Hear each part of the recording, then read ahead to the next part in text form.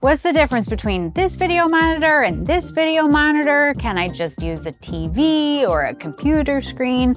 Which one actually has the features I need? Let's talk about it. What's shakin' bacon? I'm Joni Simon, food photographer, video creator. Welcome to my studio. This is part 4 in a 9-part series on creating professional videos. Whether you're a food photographer who wants to add video to your list of skills or a content creator looking to take things up a level, this mini course has all the essential concepts for building that knowledge. This also serves as the introductory unit for my Food in Motion course, a comprehensive experience for food photographers who want to learn to create captivating videos. I have more details about that linked down below. So one more accessory that I want to highlight at this point is video monitors. Now, this is not an essential piece of equipment. I did not start out using one, but if you are going to invest in one, I want to share with you some important things to consider. So first off, what is a video monitor?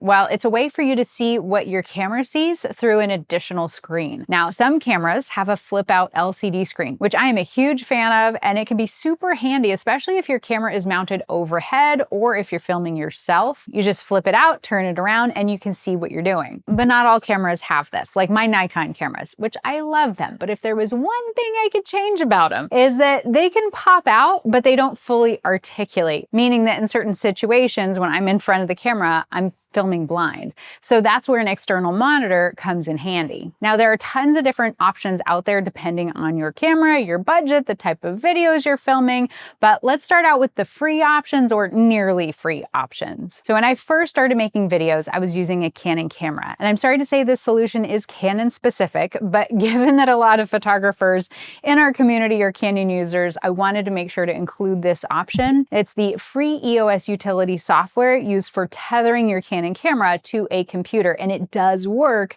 in video mode. You can adjust camera settings, hit the record button to start and stop recording, and you can see, just like shooting tethered for a video, a live view of what your camera sees. And so all you need in this situation is a tethering cable that's compatible with your camera to do this. I've linked my favorite brand of tethering cables below. Granted, they are a bit spendier, but a good quality cable makes a difference in helping maintain the connection, and they just last a lot longer. Now, another nearly free option is if you already have a computer monitor or a TV at your house that has an HDMI port. If your camera has an HDMI out port, you can use an HDMI cable to connect your camera directly to the monitor. And this is actually what I do when I film my YouTube videos. I'm doing it right now because I like to be able to see a larger screen to make sure that I'm in focus and to check that my hair and my makeup look okay. But then there is another option for video monitors, which you might have seen used elsewhere before. It's a small external monitor that you can mount to the hot shoe of your camera. And so the advantages with this type of monitor is that it's definitely more portable and that it makes it easy to move around. So if you are recording and moving the camera around, the monitor moves with you as opposed to being tethered to a computer, which can obviously be limiting. Now, again, this will be dependent on how you like to record and the kind of work you're doing, but there are lots of different options when it comes to these smaller monitors.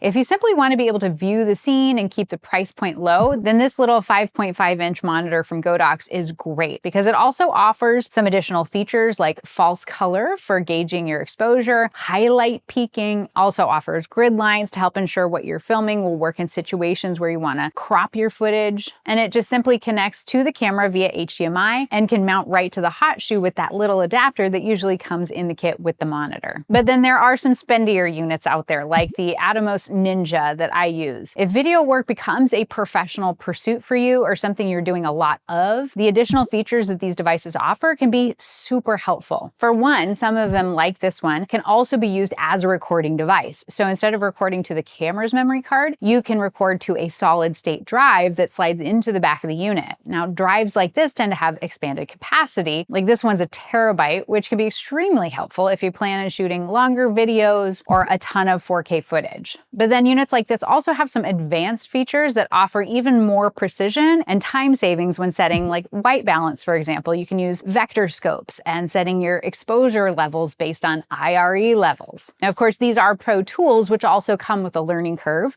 But again, if creating professional looking videos is your full-time job, that can be a smart investment. Now, as always, I've got links for all of this stuff down below. But again, as a quick reminder, I can't help myself. It's the mom in me. Do not buy things that are not essential if you're just getting started. I would would hate to see you purchase a $600 monitor only to decide in 6 months that you're not going to pursue video after all. Like, that happens all the time, and it's okay. You shouldn't feel bad about it. I'd just rather save you the money. It never hurts to wait. Save your money, make do with what you have, and make sure that what you're buying, you're actually going to use. But now let's get serious and dive into important camera settings in part 5, the next video.